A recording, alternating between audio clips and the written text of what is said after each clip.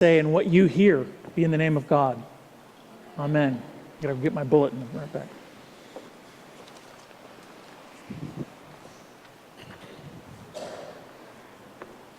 When I read passages like this gospel or the doubting Thomas, story, I think, well, am I not supposed to have any doubts? I'm in big trouble.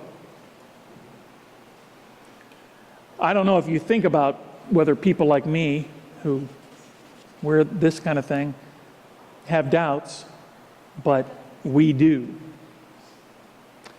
And I can say that most of the people in this room have had either doubts, crisis of faith, or both.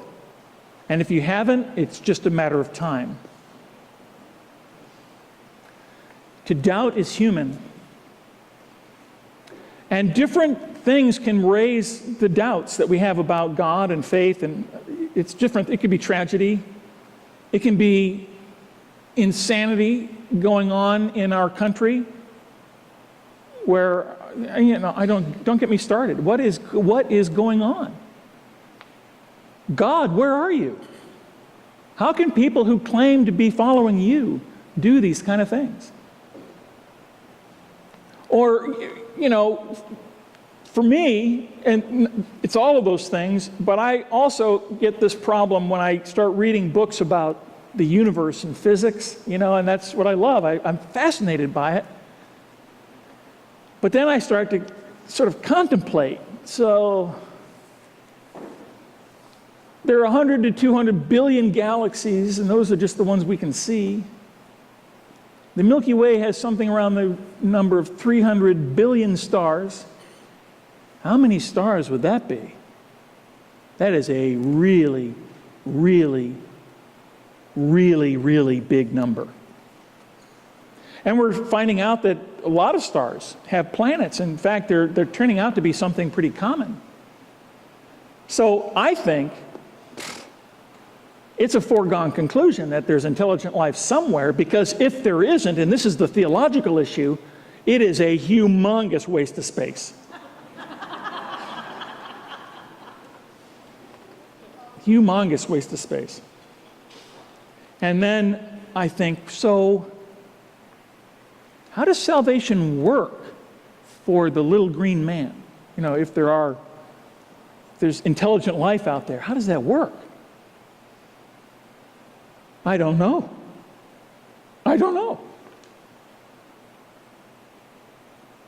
And if people can be saved on another planet who've never heard about Jesus, what does that mean about people on our planet that have never heard about Jesus, and how are they? And I just go around and around and around in my head. It just goes over and over and over.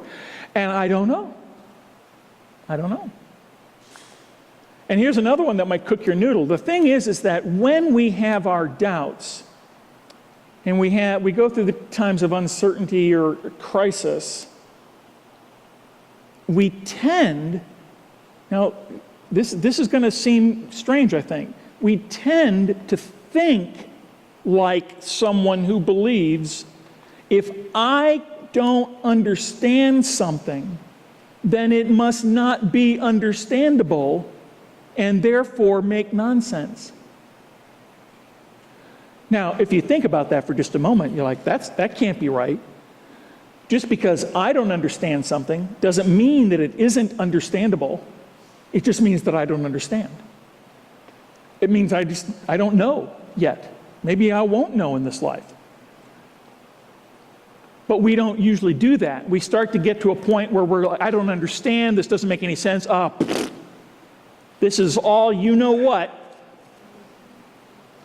Because if I don't understand it, it can't possibly be understandable, and therefore can't possibly make any sense. So those are my confessions from a professional doubter. You didn't know you paid me to do that, did you? So let me just say 3 things about doubt, and then I want to say something about faith that I really would love to say a whole lot more about. I'm just not going to have time to do it. But I think it might help us solve the dilemma of if I don't believe in the right things, does that mean I don't have any faith? And the answer to that is no, I don't think it means that at all. But when it comes to doubts and crises of faith, they're normal, they're biblical, and I would say that they're even spiritually vital. So first of all, they're normal. We've kind of already established that. Everyone is going to have a crisis of faith. Everyone's going to go through a period of doubt. Even Mother Teresa, right? So Mother Teresa, not long after she died, someone discovered her memoirs and things that she wrote over the course of her life, and it turns out that she had doubts out the wazoo. She had humongous crises of faith. Mother Teresa? Peter Enns tells a story of this philosopher guy who, when he was young, somehow had the opportunity to work alongside Mother Teresa.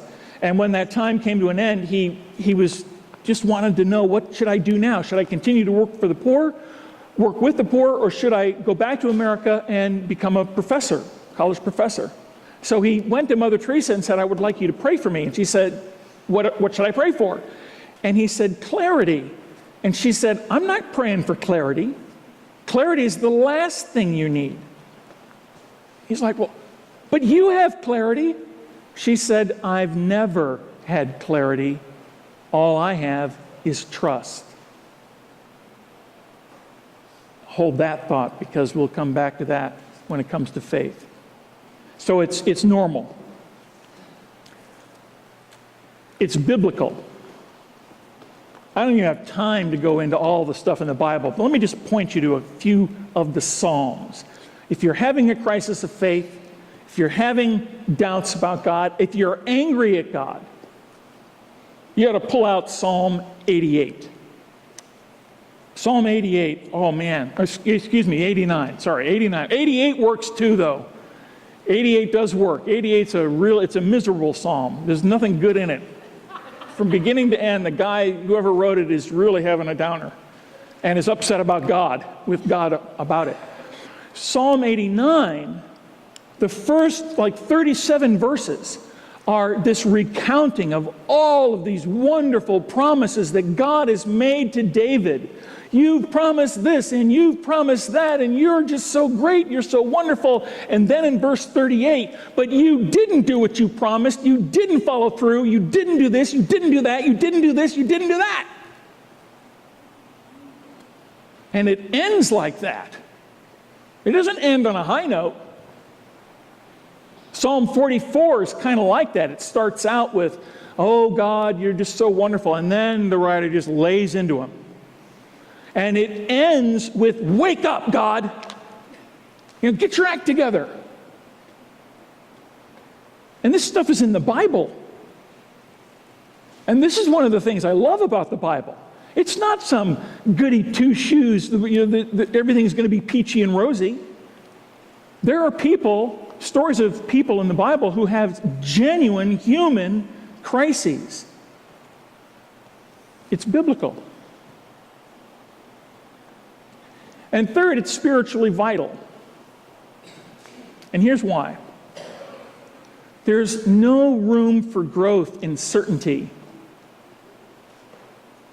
I mean, if you're certain, then you don't need to know anymore. There isn't anything more to find out. You've got it all figured out. I went to seminary thinking I was going to come out with certainty. I came out with more questions than I had going in. And I remember one of my professors said, learn to love the questions. And I just went, oh, okay. Spiritually vital. If my faith rests on knowing the right things in order to have faith, then I'm in big trouble. I'm in really big trouble. My beliefs and thoughts, let's take it on a personal level. My beliefs and thoughts about a person, well, they play a role in the relationship, but the relationship's not ultimately based on what I think I know. In my marriage to Carolyn, I've, over the years, and continue to find out that I don't know everything about Carolyn. She's very pleased to point that out. But the fact that I have incorrect knowledge about Carolyn doesn't nullify the marriage, right? So to make the connection here, if you don't have the right knowledge of faith, or you don't believe in the right things necessarily, that doesn't mean that you don't have a relationship with God. It doesn't mean that you don't have faith. It means you're struggling with belief. And believe, think about the word believe. It's really a thinking word. What do you believe? This is what I believe. Well, let me tell you what I believe. You believe that? I don't believe that. I believe God exists. I believe God created the universe. I believe that Jesus is the Son of God. These are simply thinking words about concepts. It's not about a relationship with God. Which brings me to allegiance as a better word for not in every case, but in many cases, when the word that's translated faith or even belief in the New Testament, that word could be translated allegiance. So Romans is a case in point. So here's one way to understand this passage. Moses writes concerning the righteousness that comes from the law, that the person who does these things will live by them. But the righteousness that comes from allegiance says, do not say in your heart, who will ascend into heaven, that is to bring Christ down, or who will descend into the abyss, that is to bring Christ up from the dead. But what does it say? The word is near you, on your lips and in your heart. That is the word of allegiance that we proclaim. And parenthetically, one of Paul's major points in Romans is that Jesus gave allegiance to God in his obedience to death.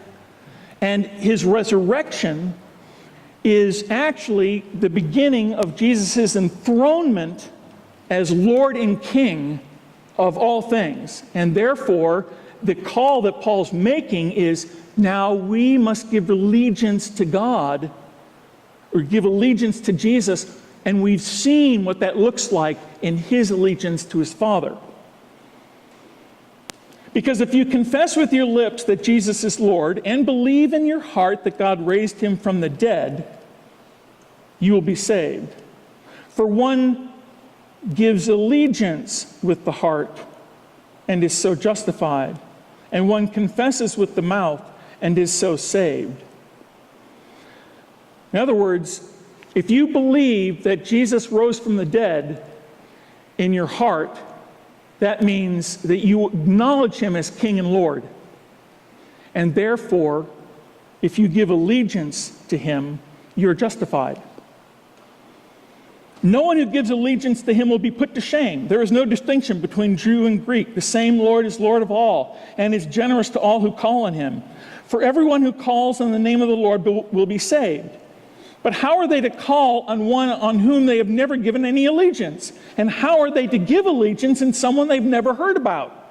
And how are they to hear without someone to proclaim him? And how are they to proclaim him unless they are sent? As it is written, how beautiful are the feet of those who bring good news.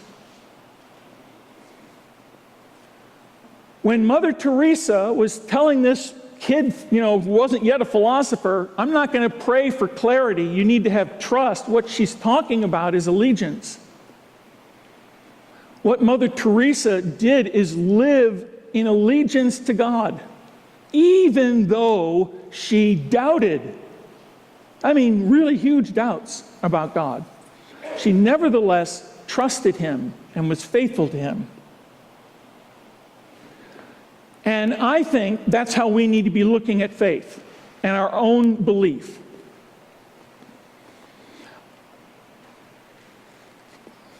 I can walk on water. As a matter of fact, metaphorically, I think I'm walking on water most of the time. Now, here's what I mean by that. Think about what Jesus, this interchange between Peter and Jesus.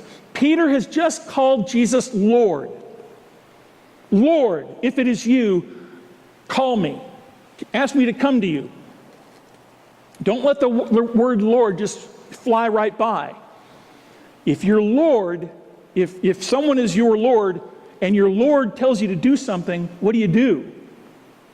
You do it. What you think about it has no bearing on it whatsoever. Jesus isn't saying, why did you doubt your ability to walk on the water? He's saying, why did you stop obeying me? You just called me Lord. You're out there walking on the water, and then the next thing, you stop. Did I tell you to stop? Nope. See, I think that's what's going on here. Jesus isn't chastising him for doubting that he could walk on water. Jesus is chastising him that he was really doubting that he was Lord. And he wasn't following through on what he had just called Jesus. He called Jesus Lord, you follow through. And that's how I translated it. Immediately, Jesus reached out his hand and caught him. You of little follow through. He said, I told you to come. Why did you doubt me and stop? So I can walk on water. You see, I walk on water because I trust Jesus. And for me, the question isn't so much, do I have all I need to know all the right things, but is Jesus trustworthy? Is Jesus trustworthy? And am I going to give my allegiance to him in the midst of my doubt? And when I have my doubts, I usually pull out a list, and I did this morning. I started making a list of all of the times in my life where I knew that Jesus had made himself known to me and that Jesus had done something powerful in my life. And it's like 1, 2, 3, 4, 5, 6, 7, 8, 9, 10. There's 10 different things here that I won't go into. I need to get them, someone who knows calligraphy, I want to get them to write it all down. I'll frame it and put it on in my office. These things remind me that even though I haven't a clue how salvation works,